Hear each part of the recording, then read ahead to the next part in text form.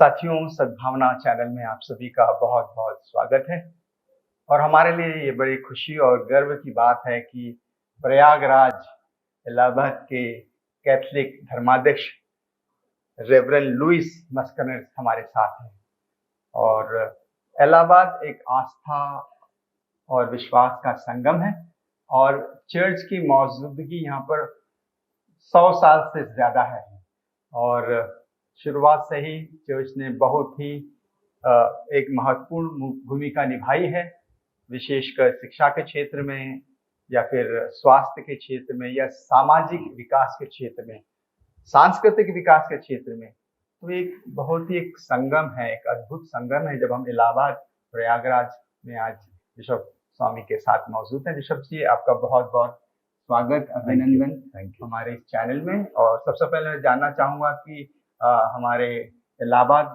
प्रयागराज धर्म प्रांत में ये इसकी शुरुआत कब हुई और किस तरह से क्रिश्चियन मिशनरियों ने देश के विकास में अपनी भूमिका अदा की। जो हम लोग इलाहाबाद अभी बोलते हैं, अभी वो प्रयागराज में परिवर्तित किया गया है, उसका नाम बदल गया है। अभी हम लोग प्रयागराज बोलते हैं और ये सही भी है। जो यहाँ प्रयागराज की संस्कृति, यहाँ की भाषा, लोक नृत्य, गीत, ये सब प्रयागराज में एकदम प्रख्यात है। मिशनरीज यहाँ पर करीब करीब 134 साल के पहले यहाँ आए थे और तब से लेकर आज तक विशेष करके शिक्षा के क्षेत्र में जो हमारे विद्यालय हैं, आज भी ऐसे ही सेवा कर रहे हैं जैसे शुरुआत में हम लोगों ने किया था। और इसके बाद हमारे मिशनरियों ने न सिर्फ वो इलाहाबाद में सीमित रहे, बल्कि दूर दरार के गांवों में जाकर लोगों को शिक्षित करना, उनके लिए विद्यालय खोलना, उनके लिए स्वास्थ्य का प्रबंध करना, ये सब मिशनरी कार्य इलाहाबाद यानी प्रयागराज से यहाँ से संचालित किए जा रहे थे और आज भी संचालन किए जा रहे हैं। इलाहाबाद का एक महत्वपूर्ण बात यह है कि यहाँ की संस्कृति, जैसे ये संगम नगरी है, जैसे गंगा जमुना सरस्वती 3 नदियों का यहाँ मिलन होता है, संगम होता है, वैसे ही यहाँ के लोग प्रेम, शांति और एकता के साथ यहाँ पर जीवन बिताते हैं। मैं बीते 40 साल से यहाँ इलाहाबाद में हूँ। मेरा इतना भव्य अनुभव है कि लोगों से मिलना, उनके साथ कार्य करना मुझे बहुत अच्छा लगता है और मैं चाहता हूं कि ये बात सब जगह पहुंच जाए।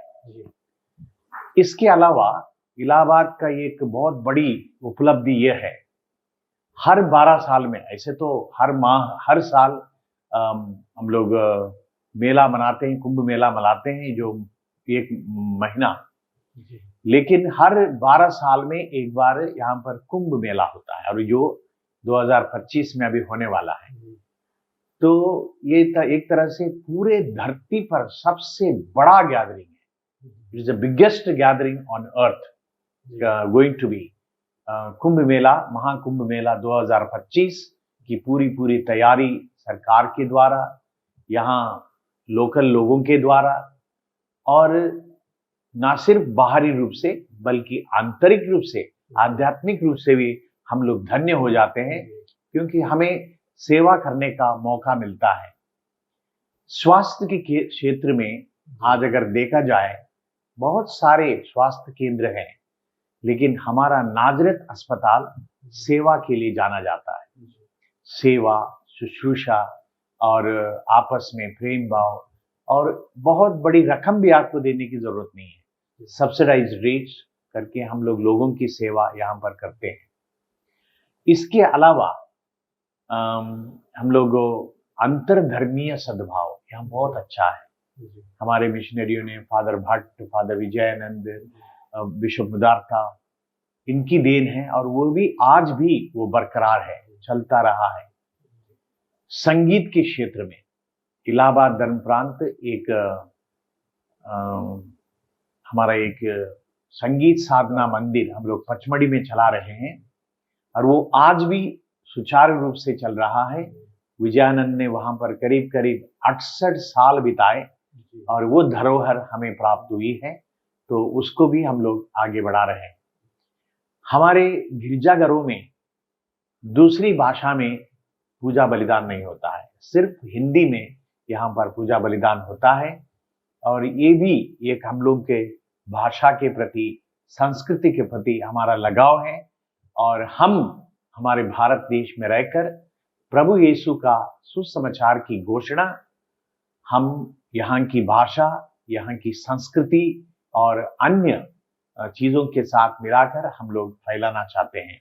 यही हम लोग का मुख्य उद्देश्य है और उस उद्देश्य को लेकर हम लोग आगे बढ़ते जाएंगे। आध्यात्मिक नगरी प्रयागराज, जहाँ गंगा जमुना सरस्वती का संगम मिलता है, और ये एक न केवल ये संगम है, लेकिन ये श्रद्धा, विश्वास और एक आंतरिकता जो आपने कही कि सभी के बीच में सद्भाव और शांति, जो मुझे याद है कि वर्षों से जिज्ञासु केंद्र जो सत्य के प्रति समर्पित हैं, न्याय के प्रति प्रेम और विश्वास में आगे बढ़ने वाले लोग, ऐसे श्रद्धालु लोग यहाँ रहते हैं।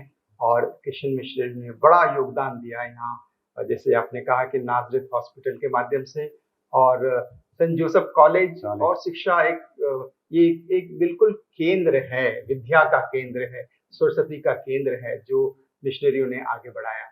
मैं तमाम हमारे दर्शकों की ओर से आपका बहुत बहुत शुक्रिया अदा करता हूँ और आपको शुभकामनाएं देता हूँ कि ये जो त्रिवेणी है, श्रद्धा, भक्ति और प्रेम की त्रिवेणी, प्रयागराज के द्वारा सारे हिंदुस्तान और विश्व में बढ़ती जाए। आपका बहुत बहुत शुक्रिया। Thank you.